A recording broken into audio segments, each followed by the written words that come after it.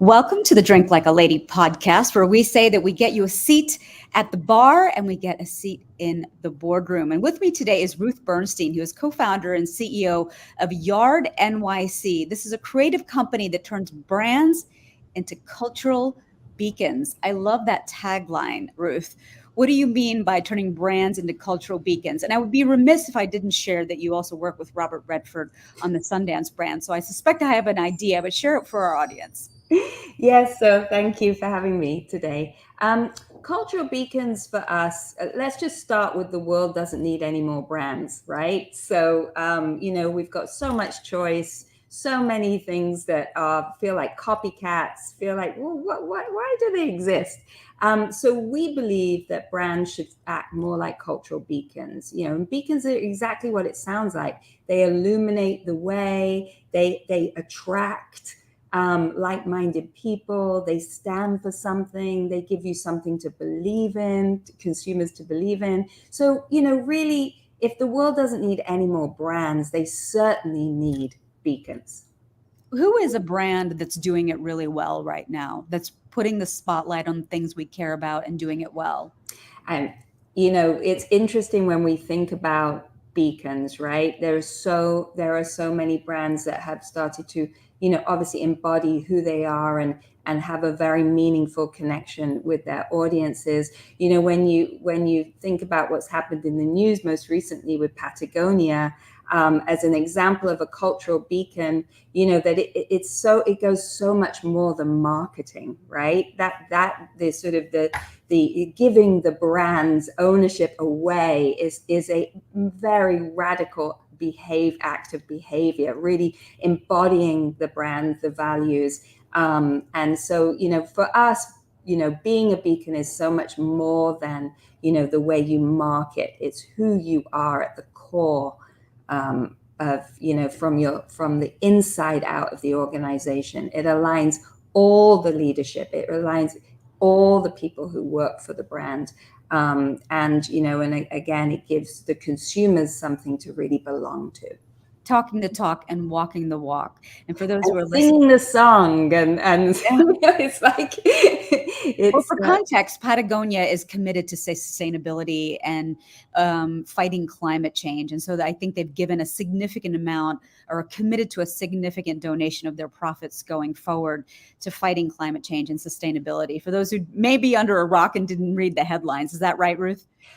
Well, for sure, they've been doing that for many years. They're the ones who say don't buy this jacket. We're creating we are creating products that will last, so that once you could be putting us out of business. So yes, they've always been behaving in a way that aligns with their values and cultural beacon. But I was talking about the founder actually giving away ownership of the brand, giving it to the people.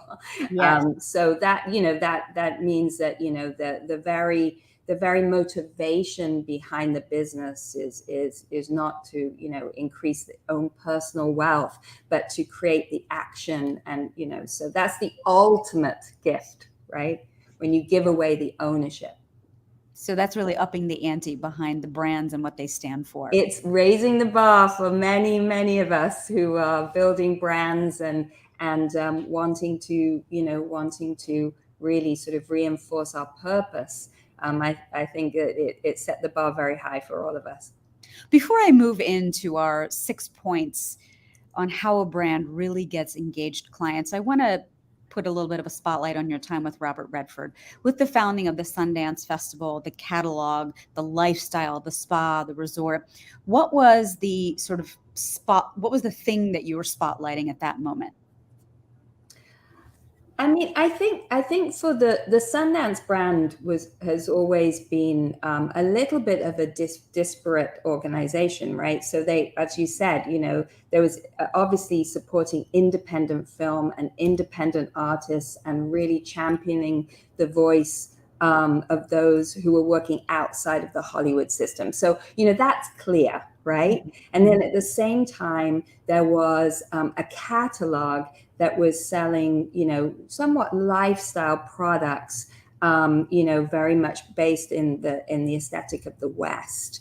And then there was a resort and a farm, so somewhat disparate. At the heart of what pulled everything together was a target audience who really cared about, and it was way ahead of its time, conscious consumerism, really wanting to think about things in a different way, to create change through their products. And so really what we were able to do was pull together these disparate organizations that all carried the name through a central sense of who we were serving and how we were serving them. For anyone who's building a brand today, what was the hardest part about bringing all those disparate things together? I think from the hardest part was from within the organization, just being able to get a range of leaders with different P&Ls to believe in the power of what brought them all together.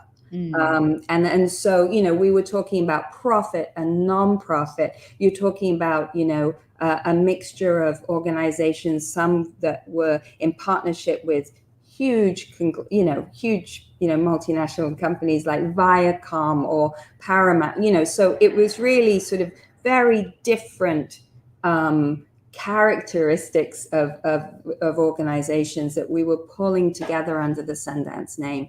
And really, so you had to demonstrate the power of what you could do together, the shared belief system that could actually create even greater results. And so that really was to go to the heart of defining the audience and to define what really brought how each of the entities could work together to serve that greater purpose. The power of the collective. Yeah. So we're talking about 6 ways that a brand gets engagement today. And so your first point is to get to the heart of your brand and identify its purpose and its core values. If someone is doing this for the very first time, or they're at the precipice that Sundance was, where they had to bring a bunch of different entities together, how does this exercise go? So, I mean, it's quite different when you're doing it for the very first time, and when so let's start with doing it for the very first time, because I think that it's we often get involved in a brand at the very beginning, or we get involved when a brand is at a key inflection point that you just described. And when you're at a key inflection point, you might have some history and you might have some baggage. So there's sort of those other challenges and hurdles that you would also have to overcome. If you're doing it for the very, very first time, I think from our perspective, it's again, understanding why do you exist? Why does the world need you? This brand, this creation, what is the purpose? And it's not because, you've got this great product, although the product is essential, right? You have to have a fantastic reason for being based on a product. But why, competitively, to set yourself apart? Why do you exist? Why are you waking up in the morning? What are aligning all your teams? What is the purpose? And your purpose is your North Star, right? Mm-hmm. It's that, it sets the course, and you will never reach your purpose. It is that moving horizon, and the purpose can be true today, and it can be true in 30 years and 50 years. In fact, most of the purposes we develop with brands are the same purposes, when a brand is 10 years old, when a brand goes into their adolescence, when a brand becomes, all grown up, they have their same purpose, because it is something that is always, it's your North Star, and it is pulling you forward.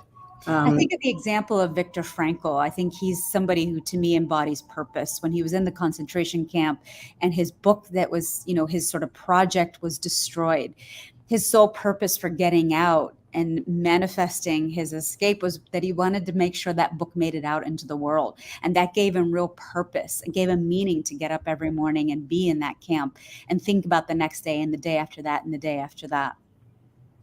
Yes, it's you know, when you think about a brand.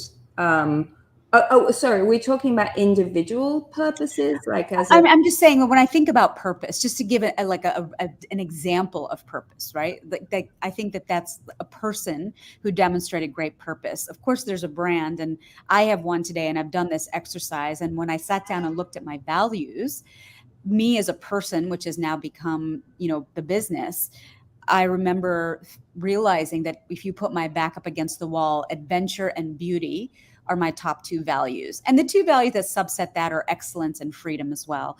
But when I think about my day and I'm structuring my to-do list, if adventure and beauty aren't finding their way into my day, that's when I feel like I'm out of alignment. And so my messaging, the way that I do programming, all of those two values are finding their way into everything that I create for my leadership platform. Yes, and for us as YARD, as our agency, our three big values are brains, beauty, and bravery.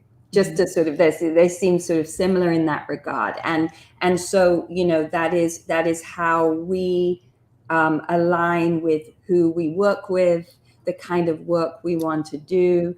If an opportunity comes through the door, and if the client doesn't feel like they share those ambitions of being able to sort of really appreciate the beauty in the world, whether it's craft or design, whether there's strong strategic thinking, and then the bravery to make it happen. And I would say that brains, beauty, and bravery, if I could think about three that I embody, when you create something, you tend to create brands that especially founder-driven brands that have your own values emanating from them. So, but the purpose is something a little different, right? It's that thing that sort of says, well, why am I doing this? Yeah. And so, when it comes to brands that have, that those purposes tend to obviously be built on the core of the product, but it takes it even further, right? So in the case of I'll give you an example of Crocs, which was a brand that we recently, over 5 years ago, we did a rebrand of Crocs, and the purpose of Crocs was to be comfortable in your own shoes. If this is a brand that's about individual expression, this was a brand that obviously was having some form of, the clog was love it or hate it. It was the clog, but we wanted to find that purpose for Crocs that really allowed them to be exactly who they are and to be able to celebrate what makes Crocs Crocs. So to really help everyone be comfortable in their own shoes was, a purpose that they will continue to strive for. And I've seen kids with like little sort of metal things that they put in their Crocs in order to make it theirs and part of their identity. Yes, the gibbets that help with self-expression. But it's just an example, right? Yeah.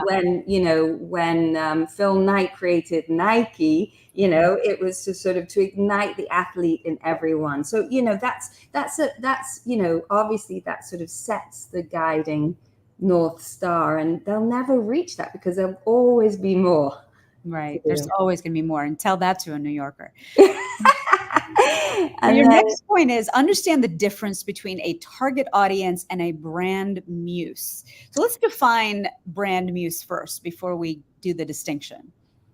Well, can I flip it and talk about target audience first? Because I think that's the one that most people understand. Right. And so in contrast, who's your target audience? There's that we all understand that a target audience is defined by, you want to know, who am I trying to reach? Who do I want to connect with? how can I size a marketplace? How can I segment a category? How can I target through media? These tend to be defined target audiences with demographics and psychographics, and they're very useful tools.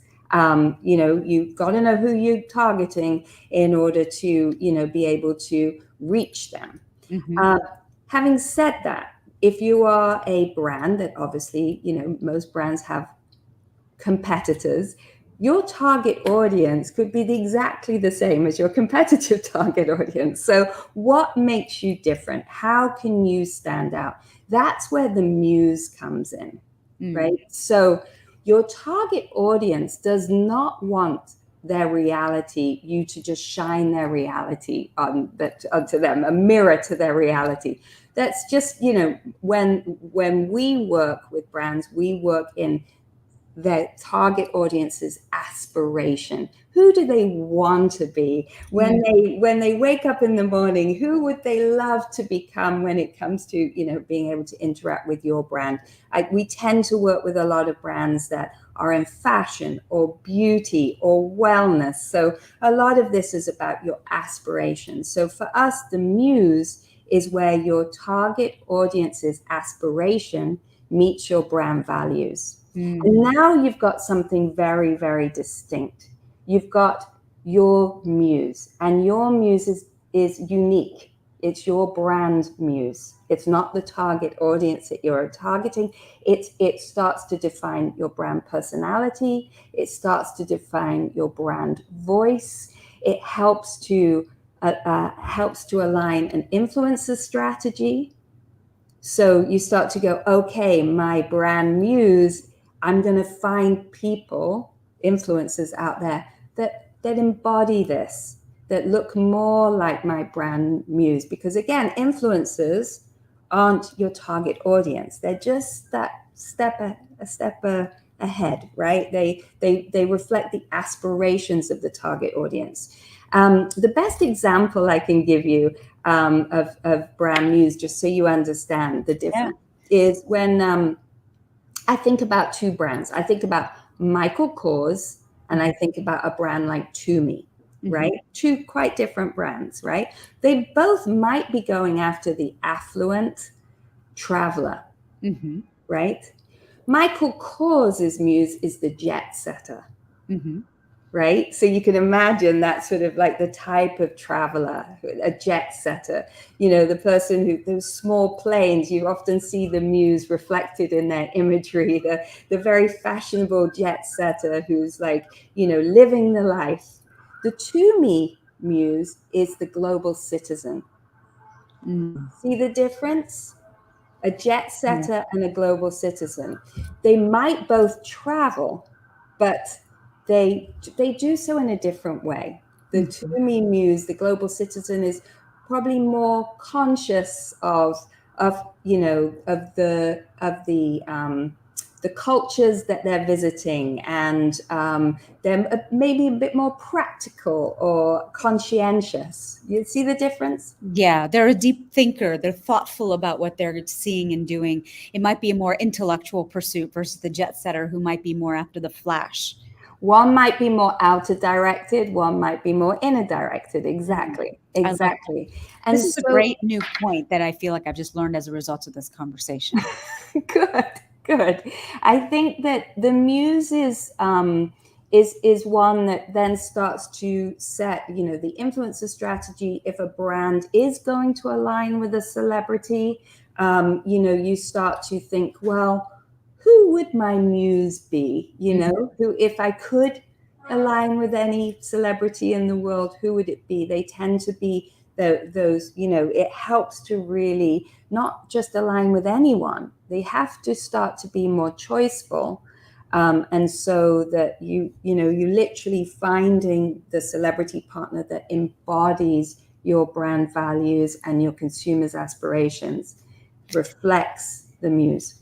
So for those of you that are just joining us, I'm seeing the audience count go up. I'm in conversation today with Ruth Bernstein, who is co-founder and CEO of YARD NYC. It's a creative company that helps brands become cultural beacons. And we're having a conversation today about the 6 ways that brands get true client engagement. And if someone has ever been on this exercise of either starting a brand or rebranding, we are running through the 6 points. And point number 1 is to get really to the heart of your brand, identify its purpose, and identify its core values.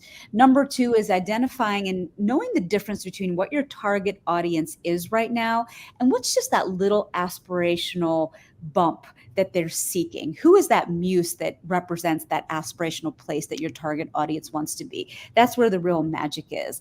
And Ruth, your point number 3 is determining your brand's aspirations and potential challenges. So this is layering nicely on top of what we just shared.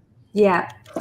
So, so we work with we create a framework for brands. And the framework starts with the brand values, the purpose. If we're sort of like creating a little bit of a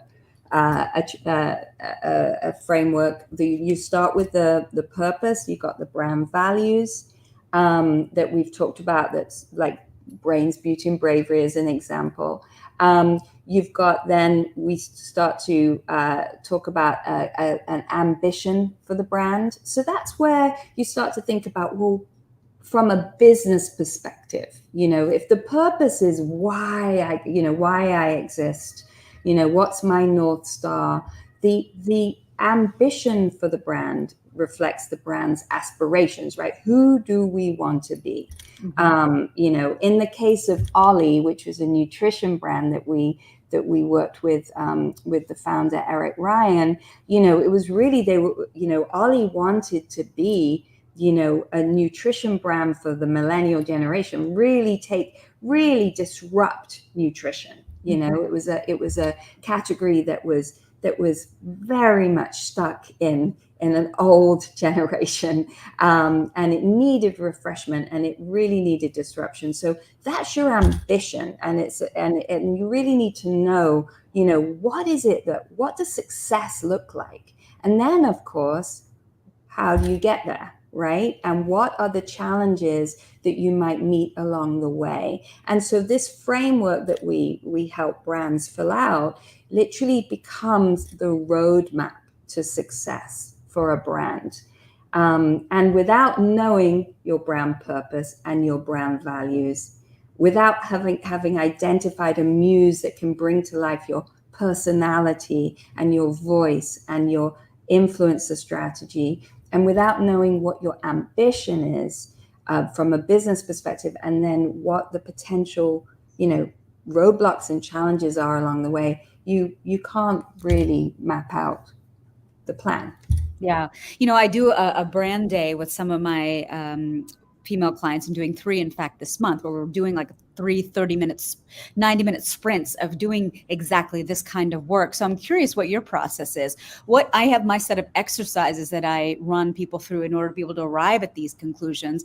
But what's an example of an exercise that you run people through to arrive at some of these ideas?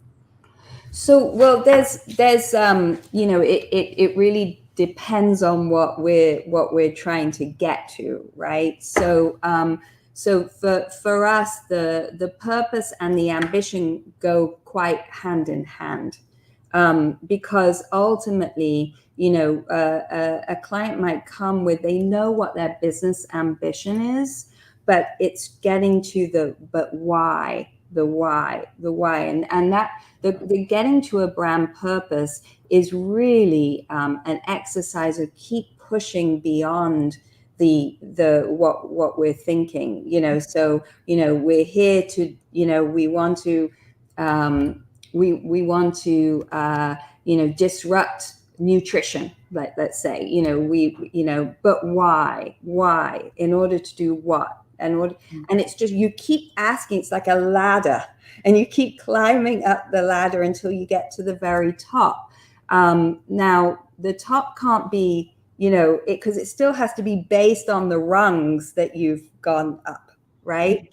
You can't just start at the very top and not have the foundational differentiation. Yes. So there's a point where you reach the summit and you can go no further.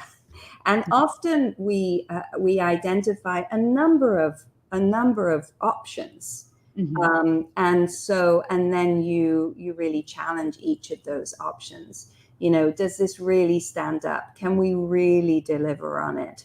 Do we occupy a fresh territory? Is this something that we can say and we can deliver on? I think the challenges piece is an interesting question because I don't think most people, even when they're doing the 7 whys and going up that rung, are they considering what the roadblocks could be to realizing those whys? Yes, and so that's where the framework is so important, because it's the pieces of the framework that all have to go very well together. You're creating a puzzle. And Yeah. and sometimes once you've started to map out the framework and you realize that the roadblock or the ambition, there's pieces you have to go back and tweak, and then it's only when it's all laid out do you have a roadmap that is strong. And you basically plan the work and then you work the plan moving forward. Yeah, and you also know that there are fixed and fluid elements to any of these things, all the best laid plans, right? But Mhm. but I think that when we get this right, the framework is pretty set. It really is. The only thing that changes are the actions a brand can take. I mean, basically they change from that's completely fluid. That's based on what's happening in the world, from season to season, new products, so much change in the actions a brand takes. But everything else, from purpose to values to ambition to a core brand idea, that all stays the same. The next is focus on how your audience is feeling in this moment and how will they feel once they have interacted with, purchased your brand. Let's unpack that. Yeah. So I think that what this is about is we are in a very changing, I mean, there's so much change happening, right? So we've just come out of a pandemic, that now there's discussion about recession. What we tend to do with our clients is we're working way ahead, right? So you're working on a piece of communication, or you're working on a chapter in the brand's history, and you're not only thinking about where the consumer is right now, but where the consumer is going to be. And that there's a lot of change. It's a lot less predictable than it used to be. And Yeah. so really keeping your eye out, and sometimes it's your best guess, but you don't want to come across as tone deaf in communication. So I'm going to give you an example. When we were working during the pandemic, we were working on Kohl's on their holiday spot. We were working on that holiday spot at least 6 months before it was coming out. So being able to think about how will consumers be feeling for that first holiday during the pandemic? What will happen? How will we? What's the right way to show up? Right. The year before, they had shown up with someone, a woman running down a football field, catching a ball, winning the season. Right. It was all a lot about promotion and the thought and the thinking about where will the consumer be at that point. What does the consumer really need to hear from the brand? Then was really sort of that we had our insights, and then ultimately it was intuition and really sort of thinking about, we feel like at that moment we need to lean into emotion, and really what the consumer needs is a good cry.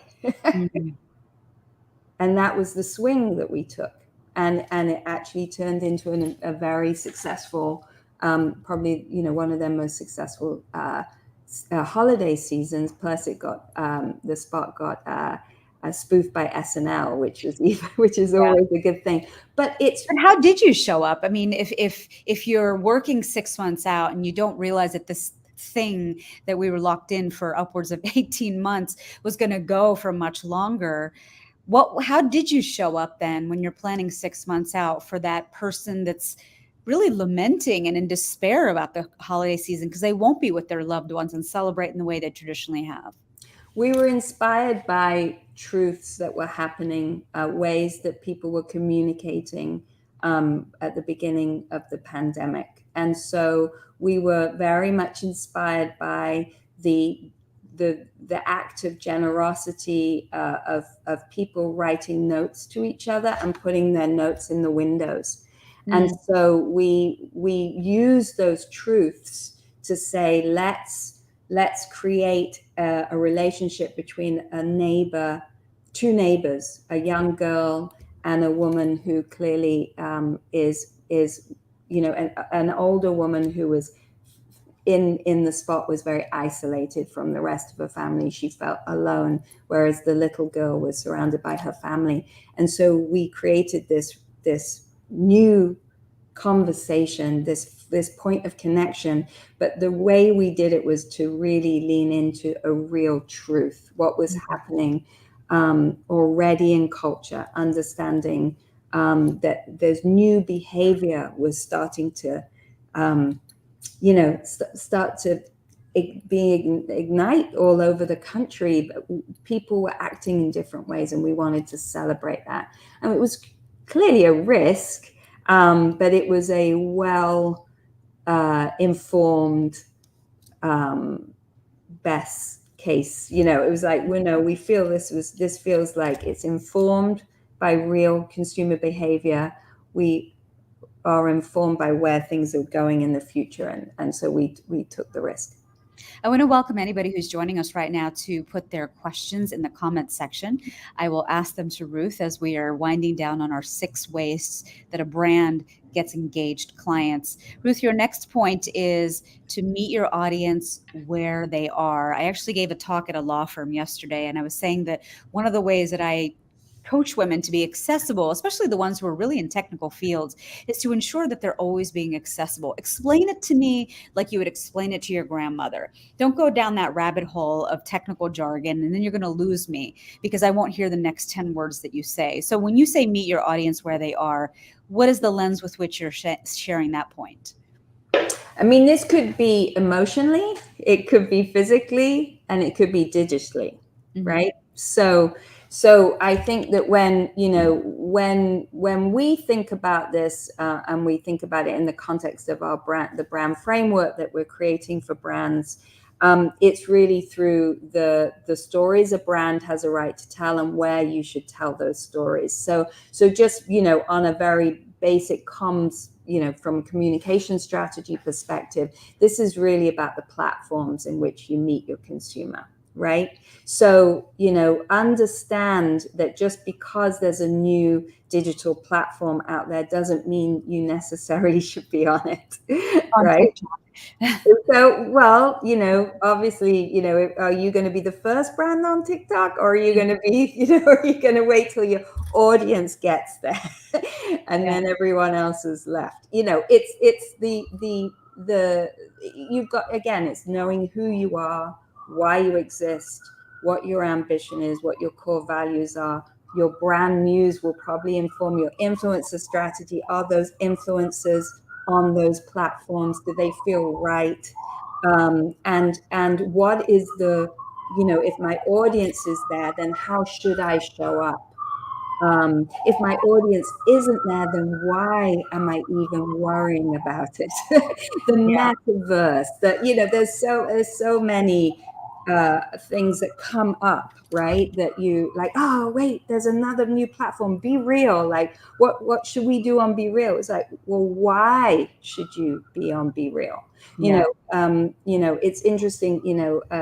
American Eagle Outfitters are experimenting with Be Real. They should be on Be Real. Because a median age of their audience is somewhere between 12 and 15 years old. Yeah. So that makes total sense. That's a smart, very good choice that they're testing and figuring it out. But, that doesn't mean that other brands Like a belong. legacy brand like MetLife shouldn't be on there because no child is worrying about their life insurance policy on Be Real. So when it's meet your audience where they are, to get beyond the sort of that emotional piece, which is I think we already talked about it. In the last point, this is much more about the practical. The sort of from a communication strategy, you meet them where they are, or even from a community building perspective. North Face recently rewarded consumers when they checked in from a national park. So it was just finding fresh ways of not necessarily getting the audience to come to you, but for you to meet them where they are, where their passions lie, where your brand meets their passion, where what they're already doing, where they already naturally want to gather. What did North Face reward their consumers with if you showed up at a park and checked in? I believe it was, I'm not sure. I believe it was discounts or something. Honestly, I just thought it was it's a smart example of being able to understand that, the audience isn't always going to come to you. You should find the meaningful ways to meet them where they are. And then your final point is to utilize your real life experiences for inspiration. I often hear women say, what am I going to say that somebody else hasn't already said? The market is so saturated. There's so many people out there, peddling their expertise. So where does your real life experience fit in, and how do you find the courage to channel that? Brains, beauty, and bravery, right? You gotta find the bravery. I think a really great example of this was, again, I go back to the pandemic because it was just this moment of truth for many, a different way of thinking. So our team were creating Mother's Day, a Mother's Day campaign, and we were actually pitching P&G at the time for a Mother's Day message. And I could tell from the work that was being created that the mothers on the team weren't really being that truthful. It was sort of like some of the work was sort of what an ideal mother would be doing during the pandemic.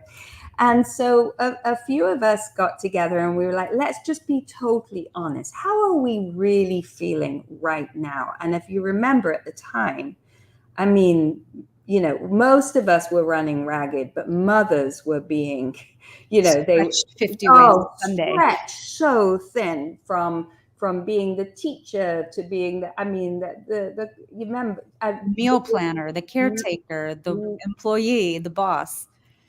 Our lives were stretched in ways that we didn't even think were possible. So, we asked ourselves, well, what do we want for Mother's Day this year? And it was just somebody said, sleep. I just want to be left the F alone. Right? I don't know what I can say on this, but so the campaign was leave mom the F. We spelled it out, the F alone. And it was such a successful campaign because it was so true. It was a real truth. Now each of us have real experiences, right? So as mothers, that's an example of being truthful and honest and vulnerable, because in that real honesty lies your real power, right? There's something that people can really relate to, and I'm sure that's the message you give. Be yourself, but not just. It's like, really be honest. How are you? That takes a lot of courage, Ruth. Like, I coach that. I teach that when I teach public speaking.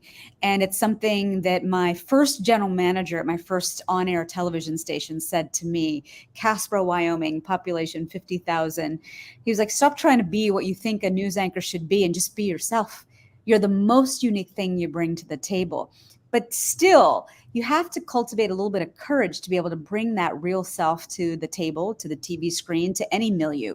So how do you encourage a brand to do that? How do we encourage the brand to do that? I think that when you really know who you are, you see that there's an opportunity to say something really, really important. I'll give you an example. We've worked with Athleta for many years. We developed the Power of She platform for Athleta. And, we were talking about a campaign for January, right? So, new year, new you, not this January. This was a few years ago. Yeah. So many brands are doing new year, new you, resolutions. And we, as our team, ourselves in Athleta, we understood the Power of She platform and how we were different, right? We were a different kind of brand. And so for us, we understood that our audience knows that resolutions are something that you basically give up on the third week of January. Yeah. So on the third week of January, we launched the Live with Resolve campaign. Mm-hmm. And our poster child was a 98-year-old yogi. And so, she lived to be 102. She was called Tao. She was absolutely amazing woman. But she became the poster child for living with resolve. So when you really know who you are, it's back to our framework, right? If you know your brand purpose and you know your values and you feel that from the inside of the organization out, you can only do what you need, And of course, there takes some wow, this is a brave move, that of course that comes from internal teams aligning around, taking brave swings to be part of, standing out in culture. I mean, brands need to do that to really stand out, to feel and understand that you've got competitively something different to say that really will connect to the audience in a different way, in a way that feels more meaningful. It becomes a sort of, we got to do this. We got to take this moment to be brave. If everyone could do this so seamlessly and easily as we've explained in this process, they'd all be doing it. But I imagine that having an accountability partner like you or me to shepherd them through the process is really where the rubber hits the road. So I'm putting up your website if anybody would like to work with you, Ruth, yardnyc.com. If we were to go there, what would we find? What would you find? You'll find, some examples of work that reflects this process. You'll find examples that are, from brands in a lot of aspirational categories, whether it's wellness or, whether it's travel, whether it's fashion, whether it's beauty, alcohol, water, lots of those brands that represent the aspiration of who we want to be. And you'll find brands that have a very unique voice, each different than the other, because they really know and understand their purpose and their values and the stories that they only have a right to tell. What about a mission statement? I think about the moment where Jerry Maguire becomes more than just a sports talent agent because he drafts a mission statement. Do you do that with clients as well? We do. And we tend to, whether it's a mission statement or whether it's sort of in the form of a manifesto that reflects your beliefs and the actions you want to take in the voice that you've defined as a brand. There's a sense of rallying people around a written statement of intent. And how is that different than your purpose? Because a purpose tends to be the tip, like we write them in a way that it's, they're quick and pithy, right? Mm-hmm. So they sort of, they identify the very, very tip of that mountain, that summit that you want to climb. But the manifesto, that reflects the statement of intent and is more that emotional rally cry for us. it absolutely embodies the purpose, but it's more than that. It's sort of like it's getting us all together behind some, a written piece that's emotive. We Who love has a to great give people, manifesto? pardon? What's a brand that has a great manifesto? I mean, so there's quite a few. I think you'll probably remember, Apple had a great manifesto, to the crazy ones, that was that sort of sense of like really aligning people around this sense of other, like different change agent, so that, there's it's interesting that a manifesto is Old Navy's original manifesto, I think, is still on the walls of stores. Imagine a world done right. I think it was written in the 90s at the birth of Old Navy, and yet they still could stand behind this one written paragraph that really represents the way they see the world. So I think when it's written well, it can be enduring. Amazing. Ruth, this has been a great conversation. I really enjoy the framework that you're providing. I'm just sharing my email for anyone who wants to get in touch with me. And if anyone wants to get in touch with Ruth or work with her, if your brand is there, it's the yardnyc.com. Have a beautiful Wednesday, Ruth. Thank you for joining us. Thank you. Bye-bye.